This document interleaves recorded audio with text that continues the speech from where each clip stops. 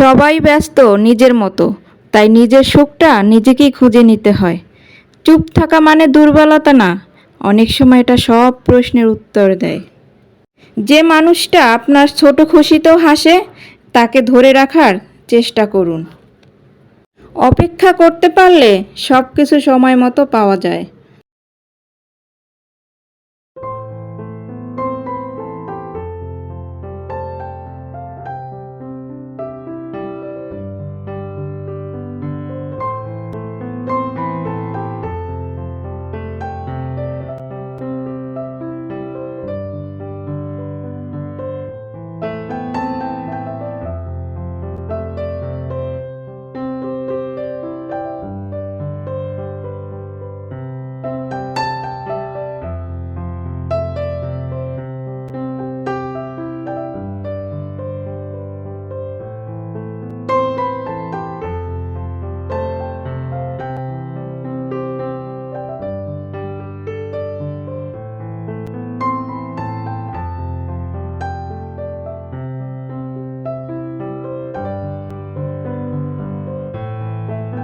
আসসালামু আলাইকুম, কেমন আছেন মোর কলিজা আপু ভাইয়ারা? আলহামদুলিল্লাহ মুইও ভালো আছি।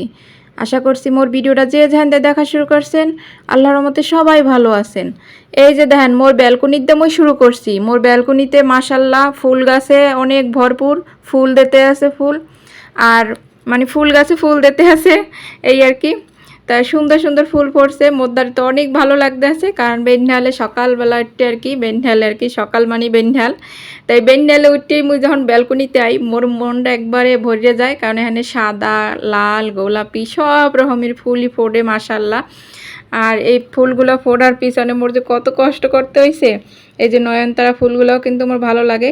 এর পাশাপাশি কিন্তু মোর কিছু সবজি গাছও আছে, যেমন মিষ্টি কুমড়া গাছ লাগাইছিলাম, এগুলো নিয়ে এসে এগুলো ছাদে আসলে পরে কইলাম যা ব্যালকনিতেই নিয়ে যাই, পানি টানি ঠিক মতো দিতে পারবো, ছাদে মনে থাকে না। এনে ছোট ছোট চারা দেখতেছেন, এগুলো কিন্তু সব বোম্বাই মরিচের চারা আর কি। বাড়িতে বোম্বাই মরিচ আনছিলাম ঘেরানালা, ওই বিচিগুলো এনে ফালাইছে। পর ওই পাশে আলু গাছ আছে, মিষ্টি আলু আর কি।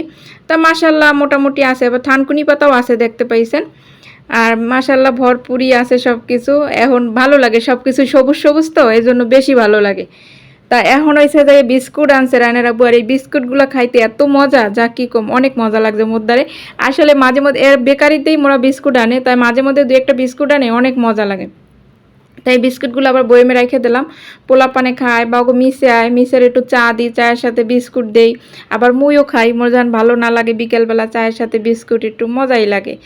আর এখানে এসে ডিম নিয়ে এসে, আর এই ডিমগুলো এখন তো ডিমের দাম অনেক, কিন্তু কি করার আছে, বাচ্চাগত হ্যাপারও ডিম দু একটা খাওয়ান লাগে।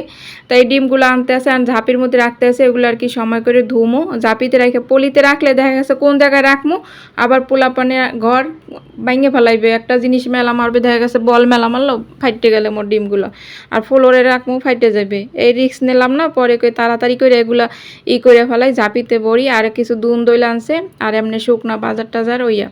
আর আজকে এই কিচেন র্যাকটারে সরাই ফেলাম, এই পেশে আর কি আনমু, যেখানে আর কি র্যাকটা কই যে আরও আছে ওই পেশে নেবো, কারণ রান্নাঘরটা ছোটো একবারে, এর ভিতরে দুইটা মাল জিনিস একটা কেমন জানি দেখা যাইতেছে। যে পাশে একটা টলি রাখছি, এই টলিটা রাখার কারণ আছে, কারণ ও রান্নাঘরে তার ভালো স্পেসের মানে একটা জায়গা নাই যে হাঁড়ি পাতিল রাখবো, কোনো তাক টাক কিছু নাই, খালি চুলা আর বেসিং এই। তা পাশে ওইটার ক্যাবিনেটটা রাখার কারণ হয়েছে যে আর কি ট্রলিটার ভিতরে মোর যে প্রতিদিন হাঁড়ি পাতিলগুলো লাগে রান্না বান্না করতে গেলে আর কি, প্রতিদিন যে হাঁড়ি পাতিলগুলো লাগে সব ওইটার মধ্যে থুয়ে দিই। এমনি থাকলে তো সরাই ছিঁড়ে থাকবে, ভালোও দেখাইবে না, ওইটার ভিতর ঢুকাই থুয়ে দিই। আর উপরে বসে কিছু কাপ টাপ মনে করেন চিনি চাপাতি এগুলো রাখলাম, হেপার হয়েছে যে ইয়ে কাপ টাপ রাখার পরে একটু জায়গা থাকে, তখন ওই জায়গায় রুটি টুটি বেললে আবার তাড়াতাড়ি করে থোয়া যায়। আবার রান্নার জিনিসগুলো আন্য পেঁয়াজ রন কাটা এগুলো আন্য হইনে থুইতে পারি। রান্নাঘরে কিন্তু জায়গা লাগে কম বেশি, তা যেহেতু মোর অল্প জায়গা, আমি ভাবতেছি এই র্যাকটারে ভিতরে ওই সাইডে নিমু, আর র্যাকটারে আন সরাই একটু মস্তে আসি। আর এই র্যাকটারে আবার একটা কারণ আছে, র্যাকটা ধরতামও না, কারণ হয়েছে যে মোর হাজবেন্ডে কিছু জিনিস এনে দিয়েছে মোরে কাপ টাপ, তা ওইগুলো আর কি সুন্দর করে সাজামো। হে মোরে না জানাইয়া আনছে, মোরে বলেও না যে এগুলো লাগবে কি, হে দেখছে লাগবে জানে, আর মুই কোনগুলো খুশি হই হে কিন্তু আর জানে। ইদানিং কিন্তু বেশি আর কি করে, যদি হাতে টাকা পয়সা থাকে একটু অল্প অল্প করে আমার কেনাকাটার চেষ্টা করে। মনে করেন একদিনে সংসারের জিনিস কিনলে কিন্তু একদিনে অনেক কেনা যায়। আর মগো সব ঘরে মধ্যবিত্ত ফ্যামিলি ঘরে মানে অল্প এক ঘরে মাঝে মধ্যে কেনা লাগে, মানে অল্প অল্প করে একটা একটা করে জিনিস কেনা লাগে। তা এর একটা কিন্তু এই পাশে মুই আইন হেলাইছি, আর আইনে আন ওই যে প্লেটগুলো সুন্দর করে সাজাই থুই দিতে আসি। প্লেট বলতে আছে না, এক ডিজাইনের যদি প্লেটগুলো যদি থুইতাম তাহলে কিন্তু অনেক ভালো লাগতে। তা যেহেতু মোর ভ্যারাইটিস মানে বিভিন্ন রকমের মোর আর কি আছে, তো ওইগুলো আর কি সুন্দর করে থুইতে আছে। আর মোরা কিন্তু সবসময় স্টিলের আর কি প্লেটে ভাত খাই। আর এই যে কাপগুলো দেখতে আছেন, এই কাপগুলাই আনছে মূলত। এই কাপগুলো মোর দ্বারা অনেক পছন্দ হয়েছে, ছোট ছোট কাপ, বেশ ভালোও লাগে, কিউট। আর দুইটা পানির মগও নিয়ে এসে এই ভিডিও কিন্তু করছিলাম যে কি কি নিয়ে এসেলে, তারপর আরও একটা শপিং বোর্ড নিয়ে এসেলে ওই যে ছুরি দিয়ে কাটে, কিন্তু মোর তো জায়গা নাই, আমি কোন হানবে কি কাটাছাড়া করবো, আমি বডি দিয়ে সবসময় কাটাছাড়া করি, ছুরি দিয়ে অত মুই ভালো পারিও না। তারপর আয়নার আব্বু আইনে দেশে মোরে, কিন্তু ওই ভিডিওটা খুঁজে পাই না, মাঝে মধ্যে না এমন হয় ভিডিও করি কোথায় যায় বা ডিলেট হয়ে যায়, না অনই করি না আল্লাহ জানে। যাই হোক, মোর কিন্তু র্যাকটা সাজাইছি, দেখছেন মোর হাজব্যান্ডের জিনিসগুলো আনিয়ে দিয়েছে, এই দিয়ে কিন্তু সুন্দর মতো মোর কিচেন র্যাকটা সাজাইলাম।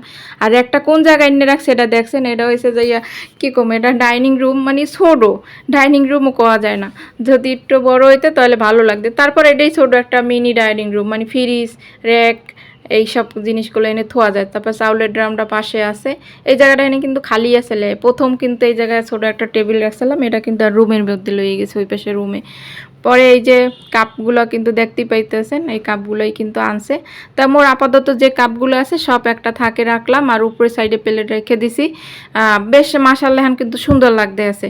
আসলে কিচেন র্যাকটা কিন্তু যেভাবেই আপনি সাজান না কেন ভালো লাগে। মোরদার কিন্তু এই র্যাকের ভিতরে এই কিচেন র্যাকটা কিন্তু লাল কন আর নীল কালার কন, এই জাতীয় র্যাকগুলো কিন্তু মোরদার ভালো লাগে, আর এটা অনেক কাজে দেয়, অনেক কিছু কিন্তু থোয়া যায়।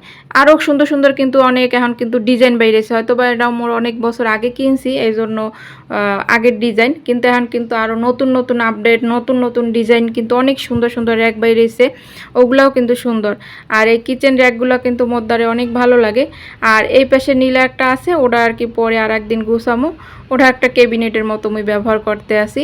আর এখন মুই কি আবার ওই যে কাজগুলো করছি এর ফাঁকে কিন্তু মুই রান্নাবান্নার ব্যবস্থাও করছি, যেমন এই যে ছোটো ছোটো চিংড়ি মাছগুলো, এগুলো কিন্তু দেশি চিংড়ি মাছ, এই দিয়ে তরকারি রান্না করলে অনেক মজা লাগে। প্লাস হয়েছে যে যোগা করা আমি মানে বাটতে লইছি মিহি করে, আবার নারিকেল বাটা, এখানে শাপলা ভাজি করবো। শাপলা ভাজির মধ্যে যদি এরকমের নারিকেল বাটা, তারপর চিংড়ি মাছ, পেঁয়াজ, কাঁচামরিচ দিয়ে সুন্দর করে ভাজা যায় না, খাইতে অনেক অনেক মজা লাগে। আপনারা একবার হইলেও খাই দেখেন।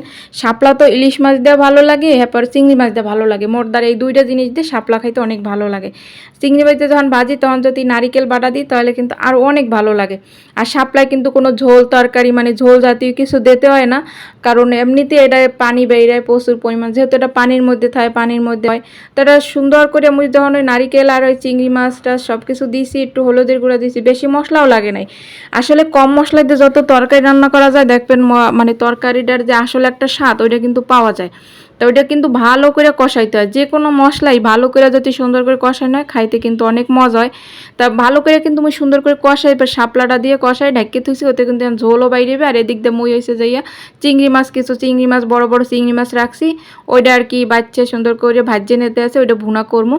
আর এই যে দুন্দল দেখছেন, ওই দুন্দলটা হয়েছে যাই মুই ভর্তা করবো, অনেক দিন হয়েছে দুন্দল ভর্তা খাই না, ওটাও একটা পেঁয়াজ টেয়াজ রসুন কাঁচা মরিচ দিয়ে সুন্দর করে তেলে ভাজিয়ে রাখছি, ওইটা পাড়ায় বাটতে ভর্তা করবো। আর এই পাশে চিংড়ি মাছ ভুনাটা বয় দিব, 2 চুলায় দিছি, আল্লাহর মতে তাড়াতাড়ি হয়ে যাবে, কারণ সংসারে একটু বাড়তি কাজ করতে গেলে একটু দেরি হয়। তাই মাশাআল্লাহ ফাইনালি কিন্তু মোর রান্নাবান্না একবারে কমপ্লিট। এই চিংড়ি মাছ ভুনা হয়ে গেছে, তারপরে মধ্যে যে ভর্তা বাড়া, তারপর শাপলা ভাজি, তা তরকারিগুলো কিন্তু সিম্পল হইলেও অনেক অনেক মজা লাগছে মাশাআল্লাহ। আল্লাহর কাছে লাখ লাখ শুকরিয়া যে এইভাবে খাইতে পারতাছি। এটাও কিন্তু একটা তৃপ্তি সহকারে খাওয়া। তা তৃপ্তি সহকারে কিন্তু রান্না বান্না করলাম আর খাইলামও। আল্লাহর দ্বারা অনেক অনেক শুকরিয়া। আর বিকালবেলা একটু বাচ্চাগুলোকে ফুচকা বানাইলাম নিজের হাতে। ফুচকা ঘরেই আসলে পরে ওই যে ডাইল দিয়া সেদ্ধ করে তেঁতুল টেতুল টক টক দিয়া কালে সুন্দর করে ফুচকা বানাইছি। এই ফুচকা দেখে কাকু কাকু খাইতে মন চাই সেটাও কিন্তু আপনারা কমেন্ট করে জানাইবেন, কারণ কম বেশি সবাপুরাই কিন্তু ফুচকা পছন্দ করেন। তাও সবাই ভালো থাকবেন। আল্লাহ হাফেজ। আসসালামু আলাইকুম।